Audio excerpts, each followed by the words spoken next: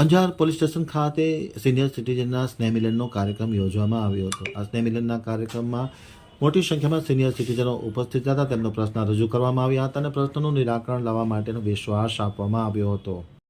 Gandhidham આમતક news બ્યુરોનો એક વિસ્તૃત અહેવાલ. આજરોજ અંજાર પોલીસ સ્ટેશનના PSI V.A. ઝાલા અને સી ટીમ દ્વારા અંજાર તાલુકાના નિવૃત્ત પોલીસ સિનિયર સિટીઝનના સ્નેહમિલનનો એક કાર્યક્રમ યોજવામાં આવ્યો હતો. ગાયત્રી 4 રસ્તા ખાતે આવેલ છત્રી સમાજની વાડી ખાતે આ સિનિયર સિટીઝનના સ્નેહમિલનનો કાર્યક્રમ યોજવામાં આવ્યો હતો, જેમાં પૂર્વ કચ્છના પોલીસ વડા સાગર બાગમાર, નાયબ પોલીસ અધિક્ષક મુકેશ ચૌધરી, પ્રોબેશનલ નાયબ પોલીસ અધિક્ષક પરેશ રેણુકા, અંજાર પોલીસ સ્ટેશનના PI A.R. Gohil, Anjar police staff, નિવૃત્ત અધિકારીઓ અને કર્મચારીગણ ખાસ હાજર રહ્યા હતા.